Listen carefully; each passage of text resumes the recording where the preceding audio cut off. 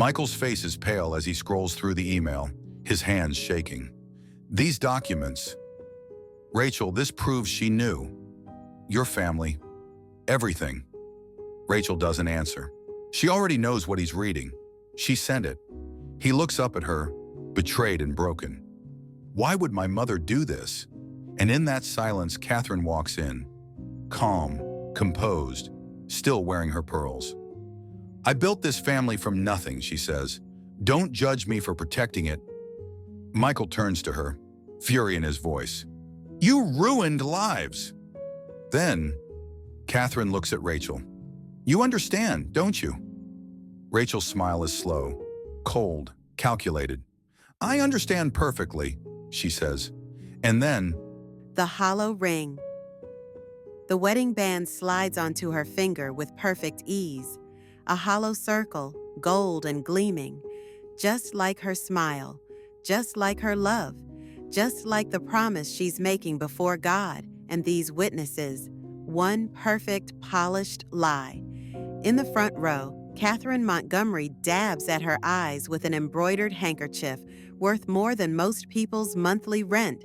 The mother of the groom, the architect of empires, the destroyer of families. Her Chanel suit is impeccable, her posture regal. To everyone watching, she is the picture of maternal pride.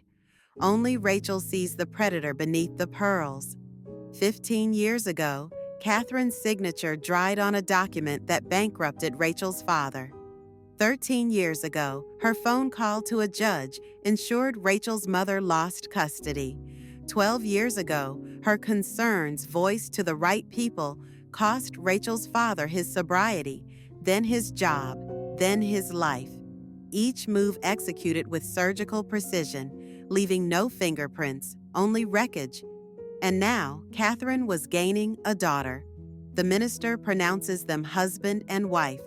Michael kisses her with genuine passion. Rachel returns it with practiced affection, her eyes drifting open to find Catherine watching them. The older woman smiles, approving of her son's choice. She has no idea she's invited the serpent into her garden. You look radiant, Catherine whispers at the reception, kissing both of Rachel's cheeks.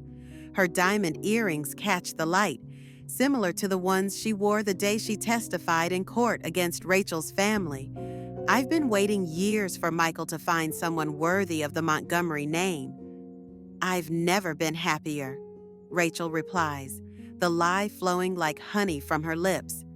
Your son has made me feel like I belong somewhere for the first time in my life. This part, at least, isn't entirely false. She belongs here in this mission of calculated destruction. Michael, her husband of 6 hours, wraps an arm around her waist, genuine love radiating from him. He is the collateral damage in this war, the son who worships his mother without knowing the bodies buried beneath her empire, the man who fell for Rachel without seeing the switchblade behind her smile. Mom practically interviewed all my previous girlfriends. Michael laughs, unaware of the tension beneath the surface. But she loved you from the start. I have good instincts about people, Catherine says, squeezing Rachel's arm. I always know who belongs in our world. That night, as he sleeps beside her, Rachel stares at the ceiling of their honeymoon suite. The moonlight cuts across his face, innocent and trusting. For a moment, guilt threatens to surface. She pushes it down. She's already started leaving breadcrumbs. Questions about Catherine's business practices, stories that don't quite align, gentle nudges that will grow into fractures. The demolition has begun, one brick at a time.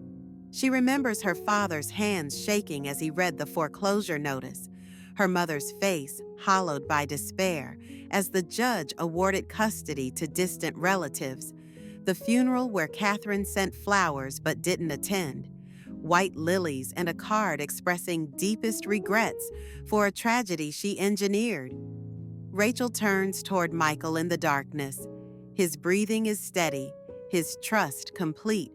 She traces his jawline with one finger, wondering if there's any of Catherine in him, any of that ruthless ambition. So far, she's found none.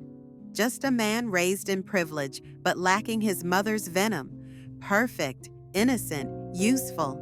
By month 4, Rachel has become Catherine's confidant, the daughter Catherine never had, the perfect extension of the Montgomery legacy.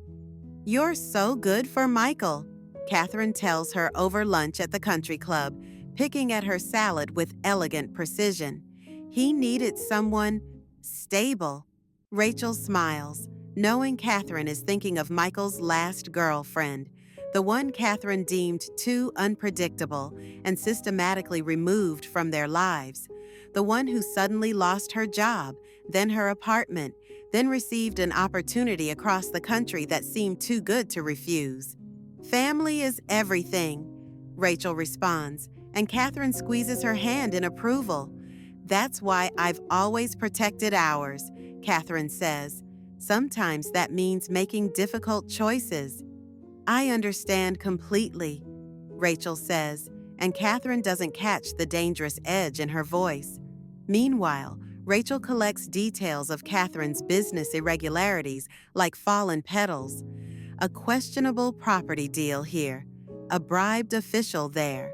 The money laundering operation buried 3 companies deep. Michael's trust fund with conditions he doesn't know about.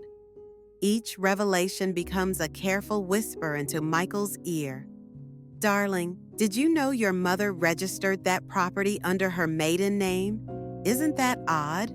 Or, "I saw Catherine talking with Senator Davis at the gala. Didn't you say he was investigating financial improprieties in the healthcare sector where her company operates?" She plants seeds of doubt, waters them with false concern, watches them grow in the darkness of his mind. By their first anniversary, Michael no longer calls his mother daily. By their second, tension crackles between them at family dinners. Rachel plays mediator, appearing to mend what she meticulously unravels. "I don't know what's happening to us," Michael confesses one night, his head in her lap. The firelight casts shadows across his troubled face. "Everything I thought I knew about my family feels wrong. Sometimes I feel like I don't know my mother at all." Rachel strokes his hair, genuine affection mixing with her calculated plan, a dangerous cocktail. "Sometimes we need to face hard truths about the people we love," she whispers. What she doesn't say, "I'm becoming one of those hard truths." Her plan is working perfectly, too perfectly.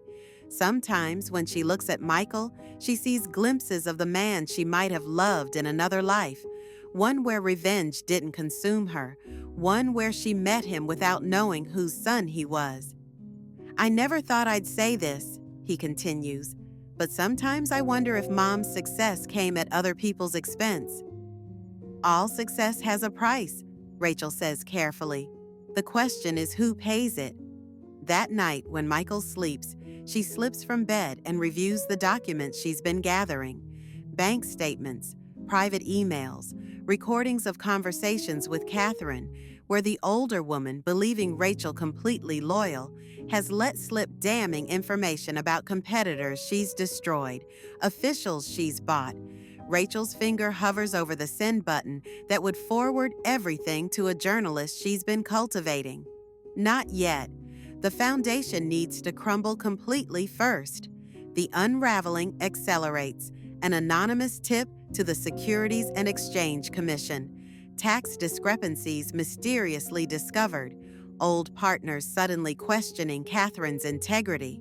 The Montgomery name, once synonymous with old money power, becomes whispered with suspicion. Rachel is there for every crisis, supporting Catherine publicly while feeding information to just the right people. Catherine clings to her, never suspecting the viper she's clutching to her breast. "I don't know what I'd do without you," Catherine tells her after a particularly brutal board meeting where 3 directors resigned. "You're the only one I can trust anymore." Rachel embraces her mother-in-law, smelling her expensive perfume. "I'll always be here for you," she promises, the lie bitter on her tongue.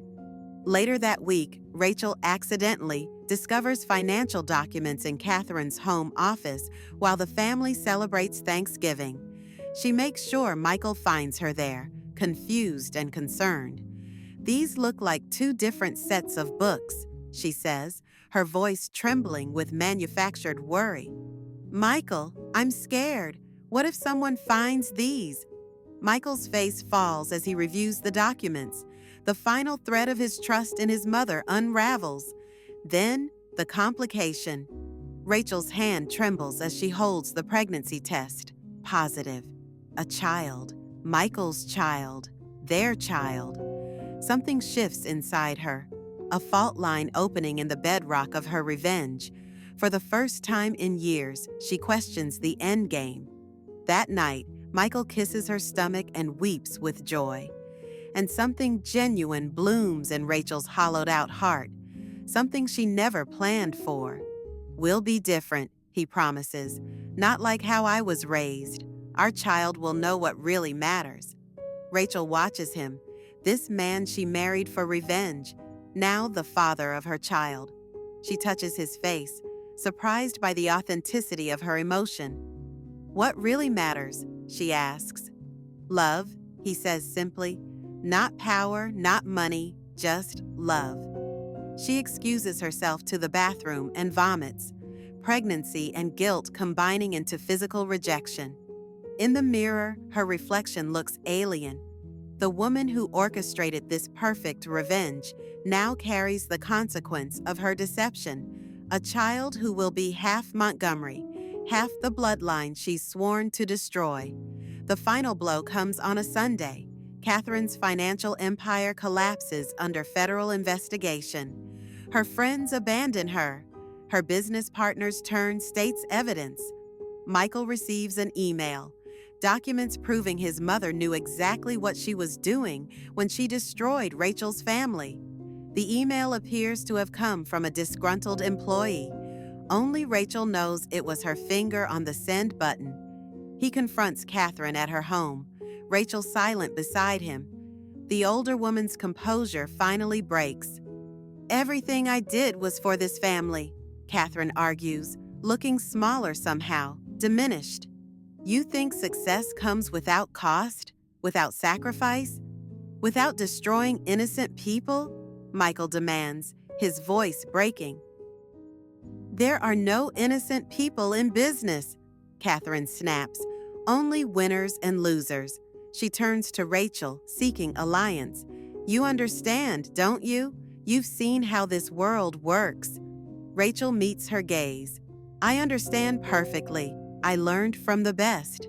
Something shifts in Catherine's expression, the first flicker of recognition, of understanding. Too late. That evening, Catherine's face appears on every news channel. The financial titan brought low by scandal. The phone rings incessantly at Rachel and Michael's home. Reporters, family friends, lawyers.